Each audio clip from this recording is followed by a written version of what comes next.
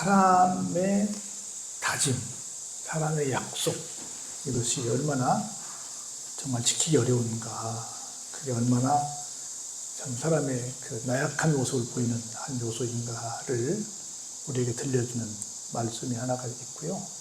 하나는 군중 심리가 얼마나 무서운가. 내가 하나님의 말씀에 귀를 기울이지 않고 사람의 말에 귀를 기울이고 살면 어떤 결과를 가져오는가. 아주 무서운 짧은 얘기지만 굉장히 무서운 말씀이 오늘 본문에 소개되고 있습니다. 오늘 나는 누구의 말을 듣고 살아가고 있는가를 본문의 말씀을 살피시면서 함께 좀 생각해보고 내 인생의 깊이를 좀 달리하는 귀한 시간이 되기를 바랍니다. 예수님께서 붙들리셨지요.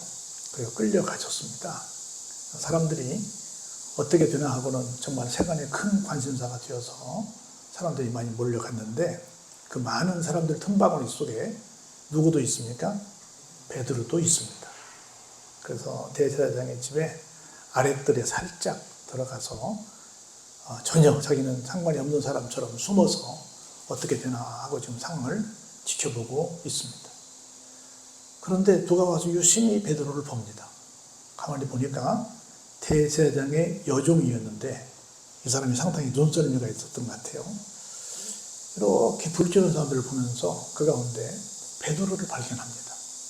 그럼 베드로를 가만히 주목해서 보더니 당신도 저 나사렛 예수와 함께 있었던 사람이네 라고 베드로를 탁 찍어냅니다.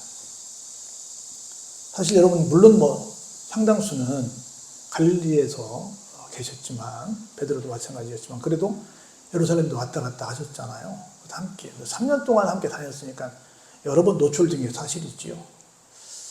그래서 당신 내가 가만히 보니 저 양반과 함께 다녔던 사람이네 라고 말했더니 베드로가 이런지하에 부인합니다. 뭐라고 말합니까? 나는 지금 당신이 말하는 것이 무엇인지 알지 못하겠고 당신이 말하는 그 말 뜻도 모르겠다. 난 아니야. 당신이 아는 사람과 비슷한지 모르겠지만 나는 절대 그런 사람이 아니야. 라고 단호하게 부인을 합니다. 그리고는 그 자리에 있기가 좀 뻘쭘하니까 다시 자리를 옮기게 됩니다. 그래서 앞들로 나가게 되지요. 그런데 아무리 또 여종이 볼 때 분명히 그 사람 같아. 그래가지고 이 사람도 좀 집요하죠. 다시 와가지고 그를 보고 곁에 서 있는 사람들에게 말합니다. 내가 보니까 아까는 직접 베드로에게 말했는데 지금은 옆에 있는 사람들에게 말합니다. 내가 볼 때는 분명히 맞아. 저 사람 예수님을 따르는 예수님의 도를 배우러 다니는 그 도당 맞아. 저 사람 분명히 그 다음에 거기 배울 때 같이 있었어. 라고 또 말을 합니다. 그랬더니 또 이 베드로가 아니라니까요 하고 부인을 합니다. 그랬더니 조금 있다가 곁에 있는 사람들이 가만히 보니까 그래 가만히 보자. 당신 보니까 분명히 갈릴리 사람이고 분명히 저 양반한테 뭔가 배우던 그 도를 배우던 그 도당 맞네 하고 처음에는 그냥 여종이 잘못 봤겠지라고 생각했다가 가만히 보니까 그 사람 같아. 그래서 여종이 두 번 말하고 그 소리를 듣던 다른 사람들도 당신 맞아 이렇게 베드로에게 세 번째 말을 합니다. 그랬더니 사람이 급하면 어찌 보면 자기의 그 속에 있는 거에 나옵니다. 베드로가 뭐 합니까? 아까 아니에요. 잘못 봤어요. 이 정도로 했는데 지금 뭐 합니까?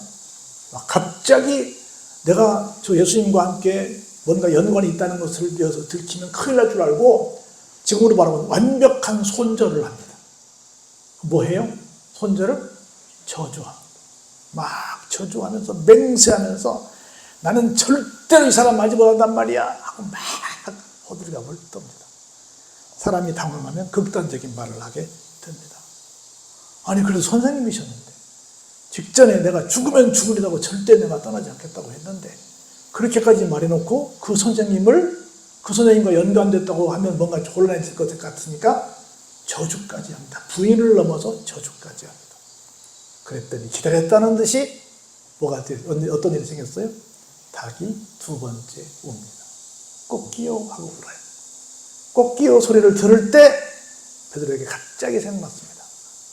지난밤 예수님께서 두 번 울기 전에 새벽 닭이 두 번 울기 전에 네가 나를 부인할 것이다 라는 말씀이 갑자기 생각이 났습니다. 그래가지고 너무 죄송하고 민망하고 부끄러워서 어떻게 했어요? 나와가지고 울었다라는 말씀이 오늘 말씀에 소개되고 있습니다. 바로 오래전 얘기도 아닙니다. 바로 지난밤에 그렇게 말했어요. 최후의 만찬하면서 나는 절대로 주님 버리지 않겠습니다. 죽어도 그러지 않겠습니다라고 호언장담을 했습니다. 그런데 3번 부인하는데 부인 속에 심지어 뭐도 있어요? 저주도 있어요. 우리는 나는 어떤 경우에도 믿음을 지킬 수 있을 것 같아. 나는 끝까지 아까 우리 오바자 얘기했잖아요. 어렸을 때부터 지금까지 그렇게 어려운 위험을 무릅쓰고 믿음을 지킨다는 게 우리가 글로 읽어서 그렇지 쉽지 않습니다. 쉽지 않아요. 그건 내가 내 의지를 가지고 하는 게 아니에요. 누가 하게 해야 돼요? 하나님이 그렇게 할 수 있도록 우리에게 믿음을 주셔야 됩니다. 할렐루야. 천하의 베드로도 아닙니다. 어마어마한 예수님의 축복의 말씀을 신앙 고백을 통해서 받았잖아요. 그래도 아닙니다. 우리는 우리 자신의 능력을 너무 과신해서는 안 됩니다.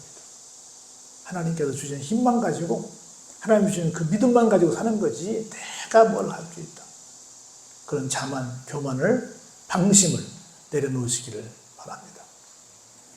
그래서 대제사장들이 즉시 장로들과 서기관들 곧 공회와 더불어 새벽부터 의논을 합니다.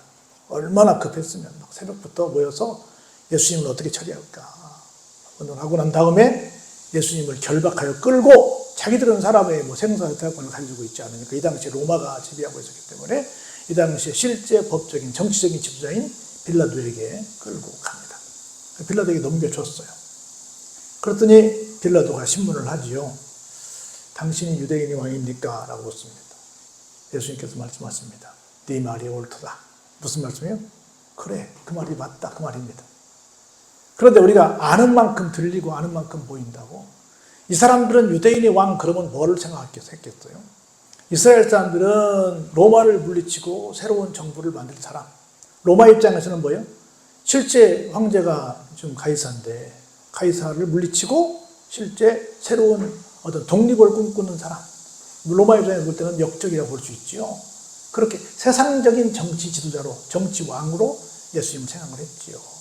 근데 예수님은 그런 의미에서 내가 이스라엘의 왕이다 이렇게 말씀하신 것이 아니라 저들에게 영혼의 문제를 건드는 영적인 부분에서 천국의 왕에 대한 입장에서 말씀을 하시는 건데 사람들은 오직 내가 보이는, 내가 알고 있는 상식선에서 그렇게 얘기를 하고 있다는 겁니다.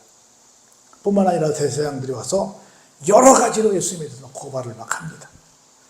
그런데 빌라도가 가만히 듣고 있다가 묻습니다. 예수님, 저렇게 당신을 향해서 수많은 이 증언들이 막 쏟아지고 있는데 왜 아무 대답도 안 합니까? 지금 보세요. 얼마나 많은 고발을 합니까? 당신 굉장히 많은 얘기를 듣고 있는데 뭔가 할 말이 있을 거 아닙니까? 억울하면 억울하다고, 틀렸으면 틀렸다, 맞다 맞다 얘기해야 될 거 아닙니까? 너무 신기했어요. 아무 말도 안 해요. 예수님께서 다시 아무 말씀으로 대답하지 않으시니까 빌라도가 어땠어요? 신기하네 하고는 놀라게 됐습니다. 일반적으로 사람들은 자기에 대해서 안 맞는 말을 하면 어떻게 해요? 아니라고 막 외치지 않았습니다. 아까 진짜임에도 불구하고 베드로가 아니라고 한 것처럼 진짜 내가 아니면 어때요? 가서 나 그런 사람 아니에요. 내가 그런 일 안 했어요. 라고 가서 막 항변할 거 아니에요. 그리고 막 억울함을 풀기 위해서 굉장히 많은 말들을 할 거 아니에요. 일반적인 우리 사람들의 특징이잖아요. 그런데 굉장히 많은 말로 고발하고 있는데 예수님은 한 말씀도 아니하시는 거라. 여러분 생각해 보세요. 어떤 사람이 멋있게 보이세요? 나의 억울함을 기가 막힌 내 말솜씨로 그것을 쫙 해명해가지고 그 억울한 모든 부분들에서 벗어나는 사람이 맞겠어요? 아니면 오직 하나님의 뜻만 생각하고 전혀 근거 없는 말들로 나를 막 온갖 힘들게 하는 그 사람들의 말에 대해서 아무런 반론도 안 하고 그냥 있는 것이 멋있겠어요? 빌라도는 제3자가 누가 들어봐도 예수님은 그런 소리를 들을 만한 사람이 아니에요. 그럼에도 불구하고 오직 하나님의 뜻만을 이루고자 묵묵히 그것을 참아내는 그 모습을 보고 굉장히 큰 감동을 받았을 거예요. 그래서 정말 일반적인 사람과 같지 않다. 여차하면 죽을 수도 있는데 이런 굉장히 절체절명의 상황 속에서도 저렇게 차분하게 저렇게 항변하지 않는 모습을 보니까 참 놀랍다. 진짜 믿음의 사람이구나 라는 생각을 하게 된 겁니다. 그럼 어떻게 할 수 없으니까 이 사람 마음에 그러면 다른 방법으로 좀 풀어줘야 되겠다고 생각을 합니다. 그래가지고 이런 법을 꺼냅니다. 명절이 되면 백성들이 요구하면 그 요구하는 사람 중에 한 명은 풀어주는 그런 일이 있는데 이 사람은 지금 무슨 명절을 코앞에 두고 있어요? 6월절을 코앞에 두고 있잖아요. 6월절은 노예에서 이집트에서 애굽에서 노예에서 해방된 날을 기념하는 날이잖아요. 우리로 말하면 뭐예요? 8.15 광복절이죠. 그리고 우리 또 좀 이따 뭐 해요? 나라에서 8.15 특사하잖아요. 이번에 누가 나오냐 안 나오냐 시끄럽잖아요. 뉴스에서 특별 사면 뭐 어떤 경축일이 있으면 성탄절이 있으면 뭐 추석설날이 있으면 이런 날이 있으면 어떤 좋은 날이 있으면 특사가 나오잖아요. 그런 특사가 나오는 것처럼 이번에도 그렇게 되는데 그러면 누구를 내보낼까? 지금 현재 딱 유력한 사람 몇 사람이 있어요? 2명이죠. 더 많이 있지만 왜냐하면 예수님 당시 예수님도 돌아가시고 그 옆에도 같이 십자가에 달리고 그랬잖아요. 몇 사람 더 있지만 2명을 얘기하는 거예요. 특별히. 첫 번째 누구예요? 밀란을 꾸미고 또 밀란 중에 사람들을 죽이기도 하고 그러다가 체포돼가지고 지금 끌려와 있는 사형당하기 직전에 있는 사람 누가 있어요? 바라바가 있는 거라. 근데 이 사람은 정말 누가 봐도 죽을 사람이야. 그래서 이 바라바를 설마 사람들이 풀어주라고 할 리는 없을 거라고 생각을 하고 여기 지금 바라바도 있고 그리고 너희가 말하는 유태인의 왕이라고 하는 예수도 있는데 너희들에게 누구를 풀어줬으면 좋겠냐. 좀 10월절 행사 때문에 어차피 특사가 하나 나오긴 나와야 되는데 누구를 풀어줬으면 좋겠냐라고 묻습니다. 그 마음은 뭐가 있어요? 저 나쁜 놈은 진짜 처형을 하고 내가 볼 때 억울함을 당하고 있는 참 나에게 놀라움을 주는 이 예수는 이 법을 이용해서 좀 풀어줬으면 좋겠다라고 하는 그런 초보의 어떤 계산을 하고 말을 한 거예요. 그렇게 볼까요? 이는 그 대제사장들이 뭘로 넘겼어요? 어떤 위법으로 넘긴 게 아니고 뭘로 넘겼어요? 단순히 예수님을 시기해서 넘겼다는 걸 알기 때문에 이 사람은 죽을 사람은 아니기 때문에 실제 이 사람들을 고발한 시기하는 사람들은 있지만 절대 다수는 아마 예수님을 절대로 죽이자고 안 할 것이다 라고 시기한 사람들은 그렇게 건의할지라도 절대 다수는 살리자고 할 거야. 왜냐면 일주일 전에 어떻게 했어요? 호산나 외쳤잖아요. 그러니까 흘림없이 뭔가 기대하고 이 사람은 살리자고 할 거다라고 생각을 하고 그렇게 제안을 했어요. 그랬더니 그때를 놓치지 않고 누가? 대제사장들이 무리를 충동합니다. 군중심리를 이용합니다. 그래서 뭐라고 그래요? 도리어 당장 죽어마땅한 사람 누구를? 바라바를 놓아주세요. 바라바를 놓아주세요라고 희한한 얘기를 합니다. 빌라도가 하도 어이가 없어가지고 묻습니다. 그러면 내가 이 유태인의 왕에게 무엇을 어떻게 했으면 좋겠니? 라고 묻습니다. 그랬더니 뭐라고 말해요? 잘 읽어보세요. 그들이 다시 소리 지르되 그를 십자가에 못 박게 하소서. 그를 십자가에 못 박게 하소서. 잘 들어보세요. 그를 십자가에 못 박아 처형하소서가 아니라 못 박게 하소서는 누구요? 우리가 직접 하겠다는 거예요. 물론 사형을 집행하는 사람은 시킬 수도 있지만 우리가 하겠다는 말도 이 속에 들어 있습니다. 하도 어이가 없으니까 빌라도가 말합니다. 어떻게 그런 얘기를 하냐? 이 사람이 무슨 악한 일을 했냐? 내가 볼 때는 이 사람이 그렇게 억울하게 십자가 처형을 받을 만한 그런 이유가 없을 것 같은데 무슨 근거로 그렇게 바라바는 놓아주고 이 예수를 그렇게 죽이려고 하냐? 십자가에 못 박으려고 하냐? 물었어요. 그러면 이래서 이 양반 십자가에 죽어야 된다 말을 할 거 아니에요? 근데 뭐만 해요?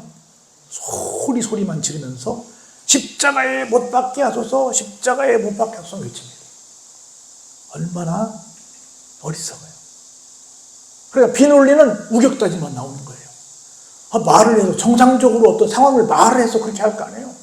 근데 무조건 하고 그냥 십자가에 못 박게 하소서만 무슨 막 주문을 하듯이 외칩니다. 할 수 없이 빌라도가 밀란을 염려했으니까 무리에게 만족을 주고자 바라바는 놓아주고 누구는 채찍질하고 예수님은 채찍질하고 십자가에 못 박히도록 넘겨주고 맙니다. 빌라도는 자기 부인도 얘기했잖아요. 절대 그렇게 하지 말라고. 자기가 볼 때도 절대로 죄를 못 찾았잖아요. 그래서 자기는 난 상관없다고 대야하고 손을 씻었잖아요. 다 그런, 누가 봐도 그럴 만한 일이 아닌데, 누가 봐도 절대로 죽일 만한 것도 아닌데, 그게 뭐냐는 거죠. 뭐가 무서워요? 군중 심리가 무섭습니다. 그러니까 사람의 말을 들었어요? 하나님의 음성을 들었어요? 사람의 말만 들었죠. 그래서 우리는 어떤 경우에도 하나님의 말씀, 하나님의 음성을 듣는 성도가 되어야 될 줄로 믿습니다. 아무리 민주주의가 다수결의 원칙이라고 하지만 무엇이 바른 길인지를 깨닫는 성도가 되어야 될 줄로 믿습니다. 이 세상에 국한된 시각이 아니라 영적인 시각을 가지고 바라보는 것이 꼭 우리에게 있어야 될 줄로 믿습니다. 그래서 얼마나 베드로의 이 부인을 보면서 인간이 연약한지, 이 군중심리를 보면서 직전에 막 예수님을 그렇게 환영했던 사람들이 예수님께 얼마나 많은 사랑을 입었어요. 막 오병이어의 기적부터 시작해서 막 병도 낫고 얼마나 많은 기적들, 은혜를 입었어요. 다 잊어버리고 군중심리에 휘말려가지고 무조건 하고 밑도 끝도 없이 십자가에 못 박혔다고 하는 것은 얼마나 큰 잘못이냐는 겁니다.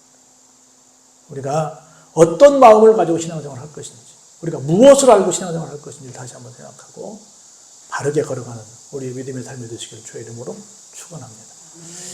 은혜가 풍성하신 아버지 하나님,